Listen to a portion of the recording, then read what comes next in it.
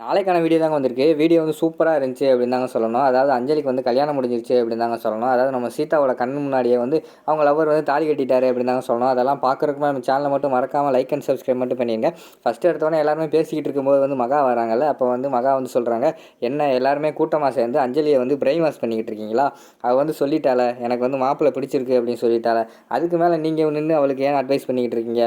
அவளுக்கு மாப்பிள்ளை பிடிச்சிருச்சு, மாப்பிள்ளைக்கு அவளை பிடிச்சிருச்சு. நான் ஒன்றும் அவளை ஒன்றும் கம்பல் பண்ணவே இல்லை.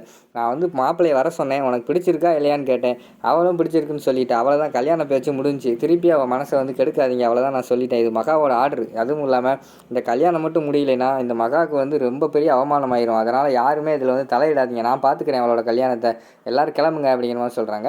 உடனே வந்து ராம் வந்து சொல்கிறாரு, சித்தி அதாவது அந்த மாப்பிள்ளை வந்து வீட்டில் யாருக்குமே பிடிக்கல, அப்புறம் ஏன் சித்தி நீங்கள் வந்து அஞ்சலிக்கு வந்து கல்யாணம் பண்ணி வைக்க போகிறீங்க, அந்த மாப்பிள்ளை அவன் அப்படிங்கிற மாதிரி சொல்கிறாங்க.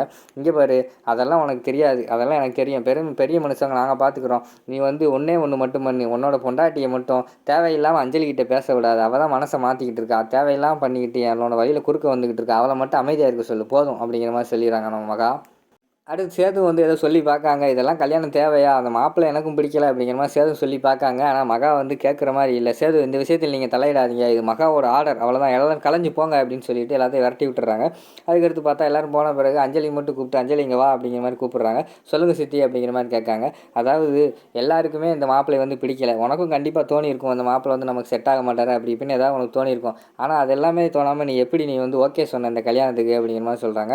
இல்லை சித்தி, நான் சின்ன பிள்ளை, எனக்கு கல்யாணத்தை பற்றி என்ன செய்யுது என்ன தெரியும், நீங்கள் பெரியவங்க, நாங்கள் சின்ன பிள்ளையிலேருந்து உங்களையே பார்த்து வளர்ந்துருக்கோம், அதனால் நீங்கள் இது பண்ணாலும் நல்லதாக இருக்கும், உங்கள் மேலே உள்ள நம்பிக்கை தான் அப்படிங்கிற மாதிரி சொன்னோன்னே, ஸ்மார்ட், சூப்பராக யோசிச்சிருக்கேன் அப்படிங்கிற மாதிரி சொல்லிவிட்டு அந்த இடத்த விட்டு வந்து மகா போடுற மாதிரி காட்டுறாங்க. அடுத்து வந்து நம்ம அஞ்சலிக்கு வந்து அவங்க லவ்வர் கால் பண்ணுறாங்க. என்ன தான் நினச்சிக்கிட்டு இருக்க, என்னை கல்யாணம் பண்ண போறியா இல்லையா அப்படிங்கிற மாதிரி அஞ்சலி கேட்காங்க. எல்லா பிளானும் கரெக்டாக முடிஞ்சு போச்சு, நாளைக்கு மட்டும் நீ நான் சொல்கிற கோயிலுக்கு மட்டும் வந்து உனக்கு வந்து நான் வந்து கண்டிப்பாக தாலி கட்டிடுறேன், நாளைக்கு நேரம் நம்ம 2 பேரும் வந்து புருஷன் பொண்டாட்டி அப்படிங்கிற மாதிரி வந்து நம்ம அன்பு சொல்கிற மாதிரி காட்டுறாங்க.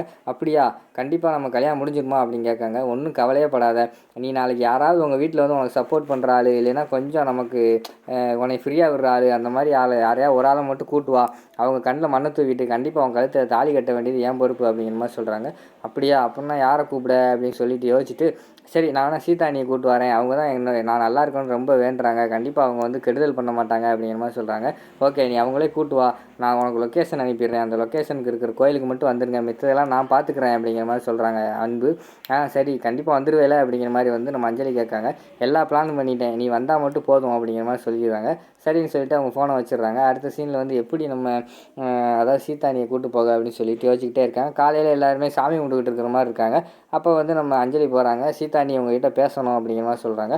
சொல்லு என்ன பேசணும் அப்படிங்கிற மாதிரி கேட்டவுடனே நம்ம சத்யாவும் பிரியா மூஞ்சி திருப்பிட்டு போகிற மாதிரி காட்டுறாங்க. எதுக்கு அஞ்சலி பேசினோடனே மூஞ்சி திருப்பிட்டு போகிறீங்க அப்படிங்கிற மாதிரி சீதா கேட்குறாங்க. ஆமாம், அவகிட்ட என்ன பேச, நம்ம பேச்ச அவள் கேட்கல, அவள் பேசுறதுக்கு நம்ம கேட்கணும், நாங்கள் காலேஜ் போகிறோம் அப்படின்னு சொல்லிட்டு அவங்க போயிடுறாங்க. அடுத்து மீரா கிட்ட சொல்கிறாங்க அஞ்சலி, உங்களுக்கு என் மேலே கோவம் இருக்கா அப்படிங்கிற மாதிரி கேட்காங்க. எனக்கு எதுக்குமா கோவம் இருக்கும்போது நீயே உன் தலையில் மண்ணள்ளி போட்டுக்கிட்ட, நான் எது கோவப்பட போகிறேன் அப்படின்னு சொல்லிட்டு அவங்களும் போயிடுறாங்க. ஒரு சீதாவும் கிளம்ப போகிறாங்க.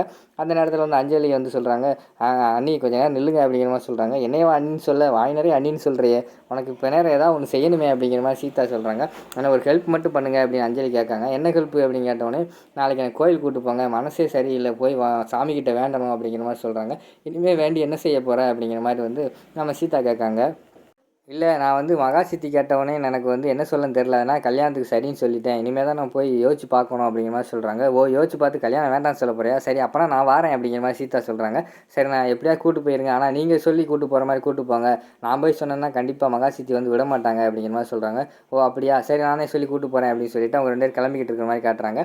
நம்ம சீதா வந்து என்ன கல்யாண பொண்ணு இப்படி இருக்க, பூ வை பொட்டு வை அப்படி இப்படின்னு சொல்லிக்கிட்டே இருக்காங்க.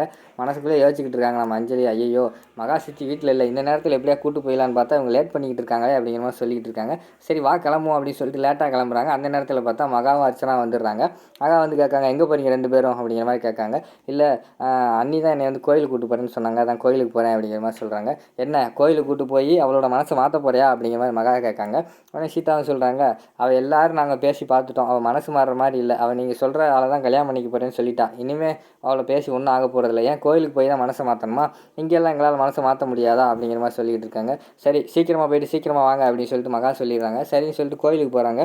அங்கே போய் பார்த்தா புது இடமா இருக்குது. என்ன அஞ்சலி, நம்ம வழக்கமாக வர்ற கோயில் இல்லையே, இது என்ன புது கோயிலாக இருக்குது அப்படிங்கிற மாதிரி கேட்காங்க. உடனே அஞ்சலி வந்து சொல்கிறாங்க, இது வந்து சக்தி வாய்ந்த அம்மன்னு சொன்னாங்க, அதாவது என் ஃப்ரெண்டு சொன்னா, அதனால தான் இங்கே வந்தேன் அப்படிங்கிற மாதிரி சொல்கிறாங்க. சாமியில் என்ன சக்தி வாய்ந்தது சக்தி இல்லாது, சாமி எல்லா சாமியும் சக்தி வாய்ந்ததான், நம்ம எந்த கோயிலுக்கு வேணால் போகலாம், ஆனால் நம்ம பழக்கப்பட்ட கோயிலாக நம்ம கொஞ்சம் நல்லா இருக்குன்னு பார்த்தேன் அப்படிங்கிற மாதிரி சீதா சொல்லிக்கிட்டு இருக்காங்க. ஆனால் நம்ம அஞ்சலி வந்து அன்பு எங்கே அப்படிங்கிற மாதிரி தேடிக்கிட்டே இருக்காங்க. அம்மா நீ என்ன தேடிக்கிட்டு இருக்க அப்படிங்கிற மாதிரி வந்து அதை கண்டுபிடிச்சி சீதா கேட்குறாங்க. இல்லை புது கோயிலாக இருக்கா, அதான் அங்கிட்டு என்ன இருக்குது ஏது இருக்குன்னு பார்த்துக்கிட்டு இருந்தேன் அப்படின்னு சொல்லிட்டு அஞ்சலி வந்து சமாளிச்சிடுறாங்க. சரின்னு சொல்லிட்டு உள்ளே போய் வந்து நம்ம சீதா வேண்டிக்கிட்டு இருக்காங்க. டக்குன்னு பார்த்தா சீதாக்குள்ளே வந்து ஒரு சாமி வந்து ஒரு புல்லரிக்கிற மாதிரி செஞ்சிருது. என்ன நீ என்னாச்சு அப்படிங்கிற மாதிரி கேட்காங்க. எனக்கு ஏதோ கெட்டது நடக்க போகிற மாதிரி தெரியுது, ஏன்னா எனக்கு இப்படி வந்துச்சுன்னா அப்படி தான் தோணும், சரி விடு, எனக்கு தான் நேரம் சரியில்லைன்னு சொன்னாங்களா, அதான் தான் இருக்கும் அப்படின்னு சொல்லிட்டு சீதா வந்து விட்டுறாங்க. அந்த இடத்துல வந்து அறிவு வந்து ஆட்டோவில் வந்து இறங்குற மாதிரி காட்டுறாங்க. அந்த இடத்துல வந்து டக்குன்னு நம்ம சீதா வந்து அங்கிட்டு எப்படியோ அங்கிட்டு போக வச்சுட்டு டக்குன்னு நம்ம அஞ்சலியை கூட்டிகிட்டு வேகமாக விறுவிறுன்னு போய் தாலி கட்டுற மாதிரி காட்டுறாங்க. அங்கிட்டு பார்த்தா நம்ம சீதா வந்து அஞ்சலி எங்கே போயிட்ட அப்படின்னு தேடிக்கிட்டே வர்ற மாதிரி காட்டுறாங்க. கரெக்டாக வந்து ஷாக்காகி பார்க்குற மாதிரி காட்டுறாங்க. அங்கிட்டு பார்த்தா அன்பு வந்து அஞ்சலி கழுத்தில் வந்து தாலி கட்டிட்டாரு. அதோட பார்த்தீங்கன்னா அந்த எபிசோடை வந்து முடிச்சிடுறாங்க.